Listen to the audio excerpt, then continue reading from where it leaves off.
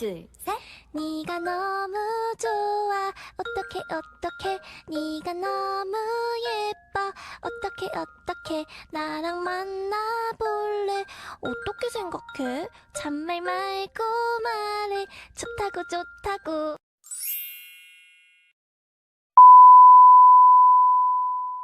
Semuanya, selamat datang di channel YouTube aku, Cahyani Ardina.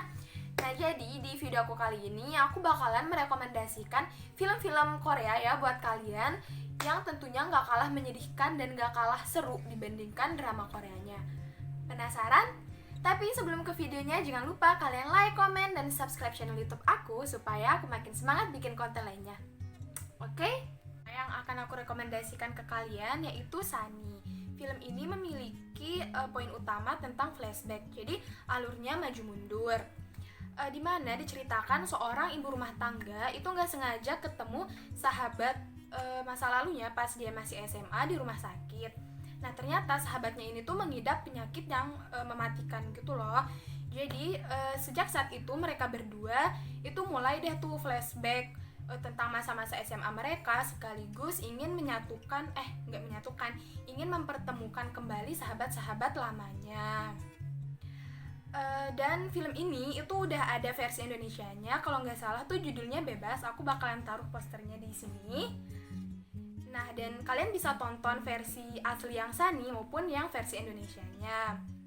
Namun adegan dimana film ini tuh menjadi sangat menyedihkan, yaitu dimana ketika sahabatnya yang sakit parah tadi itu keburu meninggal sebelum semua sahabat mereka tuh terkumpul kayak gitu. Jadi itu bener-bener bikin sedih banget sih. Next, yang kedua yaitu ada film yang berjudul Miracle in Cell No. 7. Mungkin dari kalian ada yang pernah nonton film ini karena emang film ini tuh bener-bener terkenal banget. Dan kalian tahu kan Kim Taehyung BTS buat ARMY pasti udah nggak asing lagi kan. Nah jadi Kim Taehyung itu pas nonton film ini tuh sampai nangis karena emang bener-bener bikin hati kita tuh tersentuh pas nonton. Nah jadi film ini juga tuh poinnya sama tentang flashback kayak film yang pertama, dimana ada seorang jaksa perempuan yang mengungkap kembali kebenaran tentang ketidakadilan hukum yang didapati oleh ayahnya ketika gadis ini masih kecil. Saat perempuan ini masih berumur sekitar 6 tahunan gitu, ayahnya yang pada saat itu mengalami gangguan mental mendapat suatu musibah yang menyebabkan ayahnya harus masuk penjara dan dihukum mati. Dan part yang bikin aku sedih banget pas nonton film ini yaitu dimana ketika anak ini berusaha untuk tetap hidup bersama ayahnya meskipun ayahnya tuh di dalam penjara gitu loh. Namun pada akhirnya seberapa besar pun usaha anak ini, ayahnya tetap mendapat hukuman mati. Dan info baiknya juga, film ini udah ada versi Indonesianya.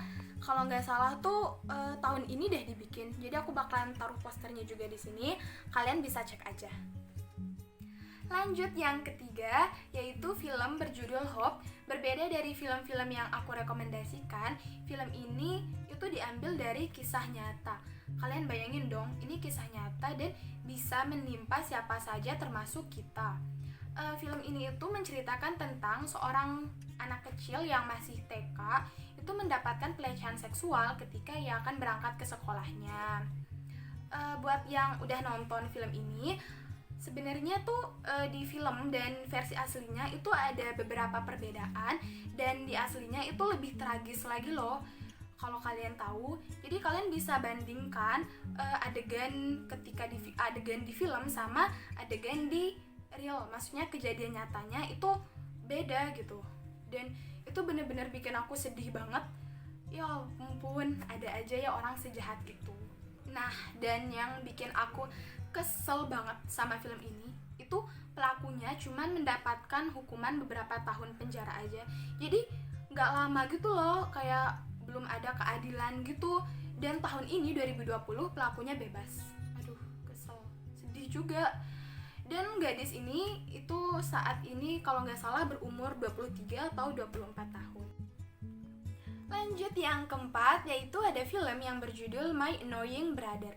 buat K-popers khususnya EXO-L pasti udah nggak asing lagi sama film ini, karena film ini itu diperankan oleh salah satu member EXO yaitu Do Kyung-soo atau D.O.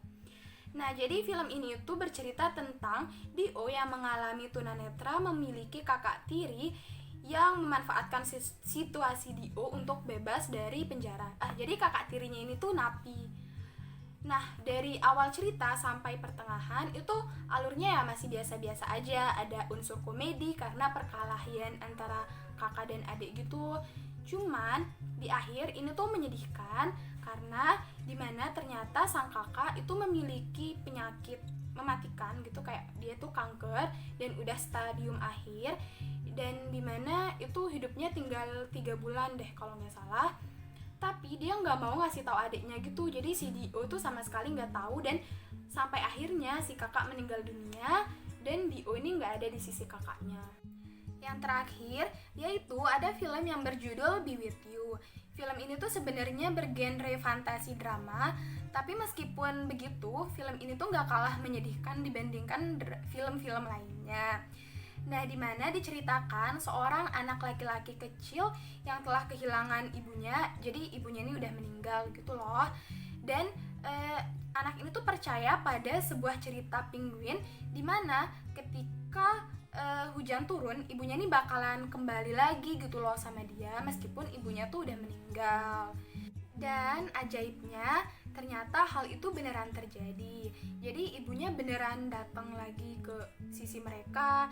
Nah, kebahagiaan itulah yang membuat ayah dari anak ini dan anak laki-laki ini tuh berusaha untuk membuat hujan tetap turun, sehingga ibunya bakalan tetap berada di sisi mereka.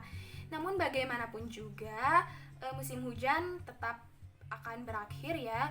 Itu yang membuat ibunya ini harus balik lagi. Jadi ibunya tuh hilang ketika musim hujan juga ikut berhenti. Dan ini tuh sedih banget sih, dengerin kata-kata anaknya di ending cerita tuh bener-bener bikin aduh sedih banget ya. Film ini tuh juga punya OST yang bener-bener famous banget di kalangan K-popers, yaitu lagu yang berjudul Som yang dinyanyikan oleh Bolbalganfor. Kalau nggak salah tuh liriknya tuh kayak gini,